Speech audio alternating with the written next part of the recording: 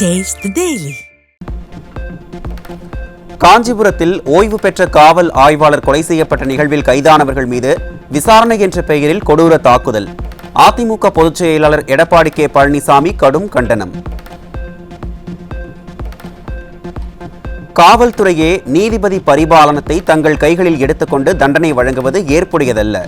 குற்றம் சாட்டப்பட்டவர்களை கண்மூடித்தனமாக தாக்குவதும் என்கவுண்டர் செய்வதும் ஸ்டாலின் ஆட்சியில் அதிகரித்திருப்பதாக எதிர்க்கட்சித் தலைவர் எடப்பாடி கே பழனிசாமி குற்றச்சாட்டு.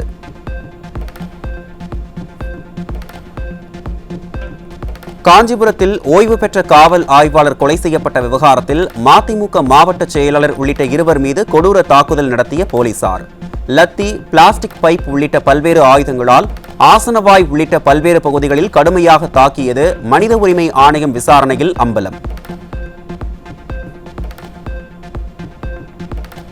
காஞ்சிபுரத்தில் ஓய்வு பெற்ற காவல்துறை ஆய்வாளர் கொலை செய்யப்பட்ட விவகாரத்தில் கைதான வளையாபதி, எலக்ட்ரீஷியன் பிரபு ஆகியோர் மீது போலீசார் கொடூர தாக்குதல். போலீசார் ஏற்படுத்திய தீக்காயங்களால் உயிருக்கு ஆபத்தான நிலையில் மருத்துவமனையில் தீவிர சிகிச்சை.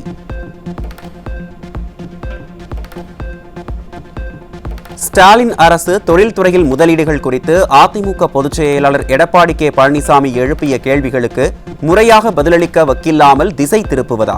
ஸ்டாலின் அரசின் தொழில்துறை அமைச்சருக்கு முன்னாள் அமைச்சர் MC சம்பத் கண்டனம். அதிமுக ஆட்சியில் முதலீடுகள் குறித்து பொம்மை முதல்வரின் உளறலுக்கு ஆதாரங்களுடன் கழக பொதுச் செயலாளர் பதிலளித்ததை சுட்டிக்காட்டி ஸ்டாலின் அரசுக்கு கடும் கண்டனம்.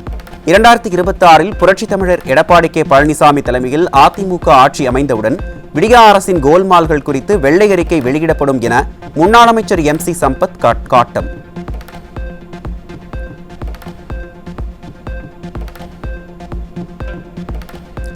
தமிழகத்தில் கடந்த 3 ஆண்டுகளில் சத்துணவு முட்டை விநியோகத்தில் 301 கோடி ரூபாய் அளவுக்கு ஊழல். முட்டை விநியோக டெண்டரை குறிப்பிட்ட சில நிறுவனங்களுக்கு வழங்கி ஊழலுக்கு வழிவகுத்த பொம்மை முதல்வர் ஸ்டாலின் ஆட்சி.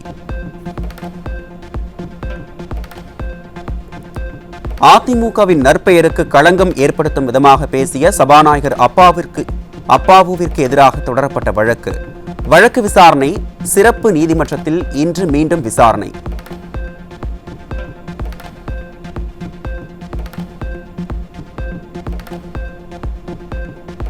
கிளாம்பாக்கம் பேருந்து நிலையத்தில் விடியா போக்குவரத்து துறை அமைச்சர் சிவசங்கர் திறந்து வைத்த டிக்கெட் முன்பதிவு இயந்திரம் 2 நாளில் பழுதானதால் பயணிகள் அதிர்ச்சி. விளம்பரத்திற்காக ஒரு திட்டத்தை செயல்படுத்தினால் இப்படித்தான் ஆகும் என ஸ்டிக்கர் புகழ் ஸ்டாலின் ஆட்சி பற்றி மக்கள் விமர்சனம். செங்கல்பட்டு மாவட்டம் கேளம்பாக்கம் பகுதியில் அடிக்கடி மின்வெட்டு ஏற்படுவதை கண்டித்து மின் வாரிய அலுவலகத்தை முற்றுகையிட்ட பொதுமக்கள். மின் கட்டணத்தை உயர்த்துவதில் அக்கறை காட்டும் ஸ்டிக்கர் புகழ் ஸ்டாலின் அரசு மின்சாரத்தை ஒழுங்காக தருவதில் தீவிரம் காட்டாதது ஏன் என மக்கள் கேள்வி. சென்னையில் இரவு விடிய கொட்டி தீர்த்த கனமழை. தாழ்வான பகுதிகளில் தண்ணீர் தேங்கியதால் பொதுமக்கள் மற்றும் வாகன ஓட்டிகள் கடும் அவதி.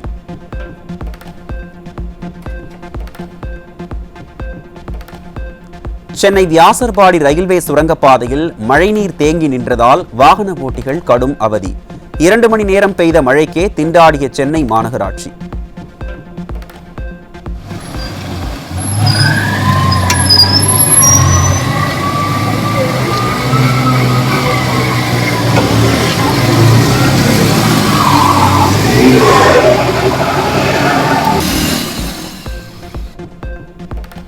சென்னை பெரம்பூர் ரயில்வே சுரங்கப்பாதையை மூழ்கடித்த மழைநீர். வடசென்னையை மேம்படுத்த 1000 கோடி ரூபாய் என்று அறிவித்த பொம்மை முதல்வர் எங்கே என்று பெரம்பூர் பகுதி மக்கள் கேள்வி. சென்னையில் கொட்டி தீர்த்த கனமழையால் பல்வேறு சாலைகளில் பெருக்கெடுத்து ஓடிய மழைநீர். சென்னை மாநகரில் மழைநீர் வடிகால் பணிக்காக ஒதுக்கிய 4000 கோடி ரூபாய் என்ன ஆனது என்று ஸ்டாலின் அரசுக்கு மக்கள் கேள்வி.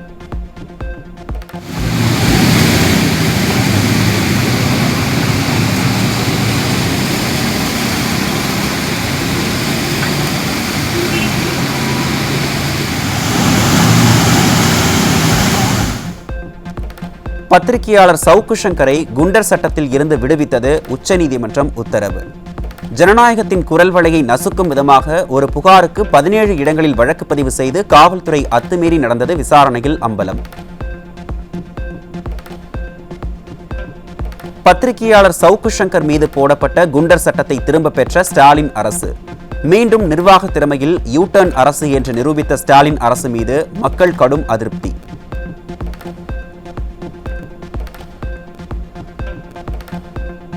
பத்திரிகை சுதந்திரத்தின் குரல் வலையை நெரிப்பதில் நிர்வாக திறனற்ற ஸ்டாலின் அரசு முன்னிலை வகிக்கிறது.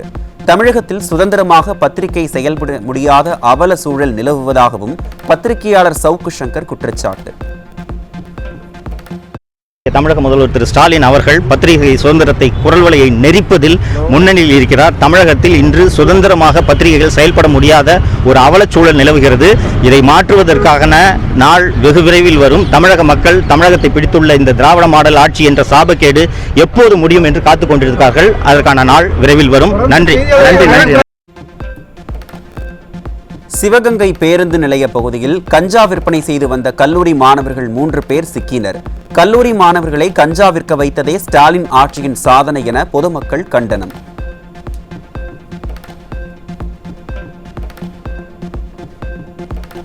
சென்னை அருகே இளம்பெண்ணிற்கு பாலியல் தொல்லை கொடுத்த காவலர் மீது நடவடிக்கை எடுக்காமல் பணியிட மாற்றம் செய்த ஸ்டாலின் அரசு. பெண்களை பாதுகாக்க வேண்டிய காவலர்களே இதுபோன்ற ஒழுங்கீன செயல்களில் ஈடுபடுவதால் பொதுமக்கள் அதிருப்தி.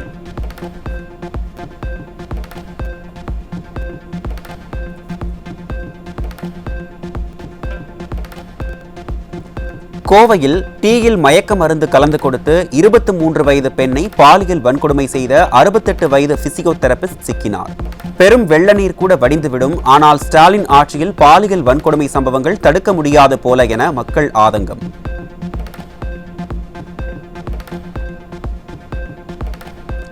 சென்னையில் சிறுமி பாலியல் பலாத்காரம் செய்த வழக்கை தாமாக முன்வந்து விசாரிக்க உத்தரவிட்ட நீதிமன்றத்தில் இந்த வழக்கை நடத்தக்கூடாது என வாதிட்ட ஸ்டாலின் அரசு. சிறுமிகளுக்கு நேரும் பாலியல் பலாத்காரங்களை தடுக்கவோ விசாரிக்கவோ திராணியில்லாத பொம்மை முதல்வர் இரும்பு கரம் கொண்டு அடக்குவோம் என கூறியதன் லட்சணம் இதுதானா என மக்கள் கேள்வி. சென்னை தியாகராய நகரில் வேலைவாய்ப்பு அலுவலகம் என கூறி கொடிக்கட்டி பறக்கும் பாலியல் தொழில். ஸ்டாலின் கட்டுப்பாட்டில் உள்ள ஏவல் துறை கும்பகர்ண தூக்கத்தில் இருக்கிறதா என மக்கள் கேள்வி.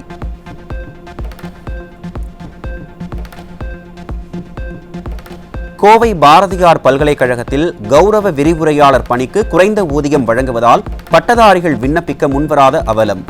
நிர்வாக திறனற்ற ஸ்டாலின் ஆட்சியில் பல்கலைக்கழகங்கள் நிலைதான் பரிதாபம் என்றால் பட்டம் படித்தவர்கள் நிலைமை மிக பரிதாப நிலைக்கு சென்ற சோகம். நெல்லையில் சாதிய மோதலில் ஈடுபட்ட 3 பள்ளி மாணவர்கள் சஸ்பெண்ட். ஸ்டாலின் ஆட்சியில் மாணவர்கள் மத்தியில் அதிகரித்து வரும் சாதிய மோதலால் பெற்றோர் வேதனை.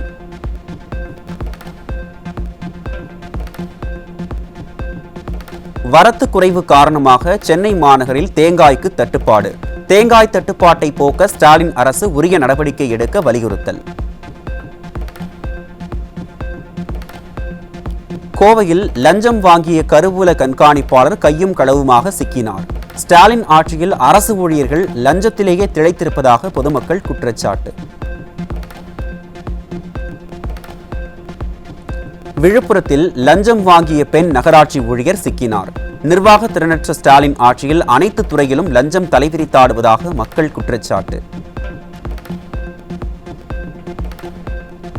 திருவள்ளூர் மாவட்டம் பொன்னேரி வட்டாட்சியர் அலுவலகத்தில் ஓய்வு பெற்ற வருவாய் ஊழியருக்கு பண பலன்களை விடுவிக்க 3000 ரூபாய் லஞ்சம் வாங்கிய முதுநிலை வருவாய் ஆய்வாளர் கைது.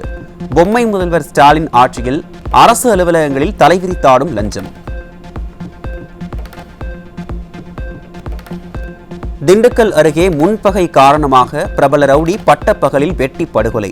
ஸ்டாலின் ஆட்சியில் நடைபெறும் கொலை சம்பவங்களால் கேள்விக்குறியாகும் சட்ட ஒழுங்கு.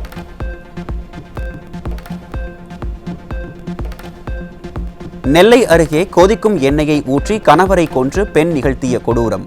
கணவன் மனைவிக்கிடையே அடிக்கடி தகராறு நடைபெற்று வந்த நிலையில் நிகழ்ந்த விபரீதம். தஞ்சாவூர் மாவட்டம் கும்பகோணத்தில் திமுக ஊராட்சி மன்ற துணைத் தலைவரின் தேநீர் கடையில் இருந்து சுமார் 100 கிலோ குட்கா சிக்கியது. திமுக நிர்வாகிகளின் போதைப் பொருட்கள் விற்பனையால் தமிழகத்தின் சட்டம் ஒழுங்கு சந்தி சிரிக்கும் போதும் ஸ்டாலின் அரசு பேரமைதி. தூத்துக்குடி மாவட்டம் கோவில்பட்டியில் 6.5 கிலோ கஞ்சா பறிமுதல். ஸ்டாலின் ஆட்சியில் வீதிக்கு வீதி கஞ்சா விற்கப்படும் அவலம்.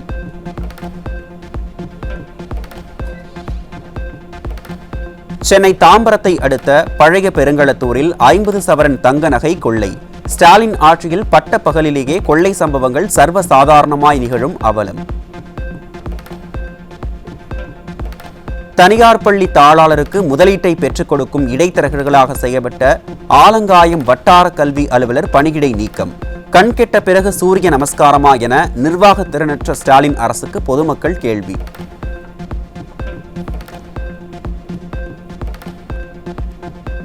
சென்னையின் முதல் பெண் தபேதாரை உதட்டு சாயம் பூசியதற்காக பணியிட மாற்றம் செய்வதுதான் திமுகவினர் பெண்ணுரிமை, பெண் சுதந்திரம் பேசும் லட்சணமா?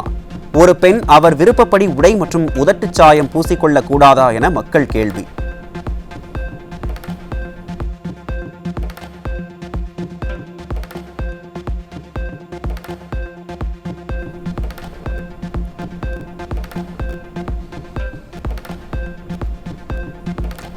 விழுப்புரம் மாவட்டம் அரகண்டநல்லூர் பகுதியில் சாலையில் செல்வோரை விரட்டிச் சென்று கடிக்கும் தெருநாய்கள். நாய்களை பிடிக்க வலியுறுத்தி பலமுறை புகார் அளித்தும் பேரூராட்சி நிர்வாகம் நடவடிக்கை எடுக்கவில்லை என பொதுமக்கள் குற்றச்சாட்டு. கடலூர் மாவட்டம் காட்டுமன்னார் கோவில் அருகே உள்ள குமராட்சி பகுதியில் ரேஷன் கடையில் வழங்கப்படும் அரிசி, பருப்பு உள்ளிட்ட பொருட்கள் தரமற்ற முறையில் இருப்பதாக பொதுமக்கள் குற்றச்சாட்டு. நிர்வாக திறனற்ற ஸ்டாலின் ஆட்சியில் ரேஷன் கடைகளில் பாமாயில், கோதுமை உள்ளிட்ட பொருட்கள் கிடைப்பதே இல்லை என இல்லத்தரசிகள் வேதனை.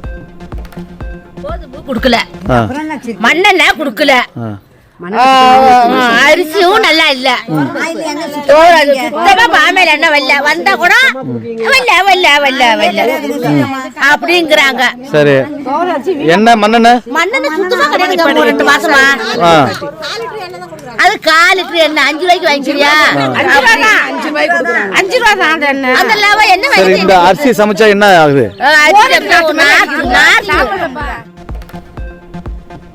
திண்டுக்கல்லில் திமுக அமைச்சரின் சொந்த தொகுதியிலேயே பல ஏக்கர் நிலத்தை ஆக்கிரமித்து காவல் ஆய்வாளர் அராஜகம். மக்களை அப்பகுதிக்குள் நுழைய விடாமல் தடுத்து வருவது பற்றி புகார் அளித்தும் நடவடிக்கை எடுக்காததால் ஸ்டாலின் அரசை கண்டித்து மாவட்ட ஆட்சியர் அலுவலகம் முற்றுகை.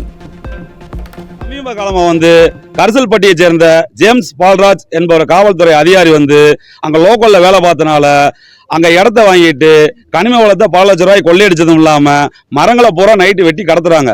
இதை தடுக்க போனோம்னாக்க பொதுமக்களா இருக்கட்டும், விவசாயிகளா இருக்கட்டும், அல்லது பக்த கோடிகளா இருக்கட்டும், எல்லாத்தையுமே அடியாட்களை கொண்டு மிரட்டுறாங்க. ரெண்டாவது என்ன கேட்டீங்கன்னா, இது சம்பந்தமா அனைத்து அதிகாரிகளுக்கும் இந்த கடந்த ஒரு 4-5 வருஷமா நம்ம மனு கொடுத்துக்கிட்டு இருக்கோம், போராட்டம் பண்ணிக்கிட்டு தான் இருக்கோம். ஆனா இது வரைக்கும் இந்த அரசாங்கம் செவி சாய்க்கல. வீடுகளின் முன்பு நோ பார்க்கிங் விளம்பர பலகை வைக்கக்கூடாது என சென்னை மாநகர காவல்துறை எச்சரிக்கை. வாகன ஓட்டிகளுக்கு, பாதசாரிகளுக்கு இடையூறு ஏற்படுத்தினால் கடும் நடவடிக்கை என அறிவிப்பு. ஜம்மு காஷ்மீர் சட்டமன்ற தேர்தலுக்கான 2ஆம் கட்ட வாக்குப்பதிவு நிறைவு. 56.79% வாக்குகள் பதிவானதாக மாநில தேர்தல் ஆணையர் PK போல் தகவல்.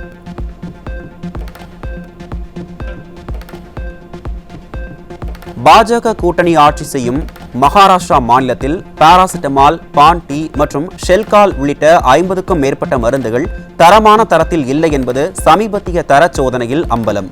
கால்சியம், நீரிழிவு எதிர்ப்பு மாத்திரைகள் மற்றும் உயர் இரத்த அழுத்த சிகிச்சைகள் போன்ற மருந்துகளும் தரமானதாக இல்லை என்று அதிர்ச்சி தகவல்.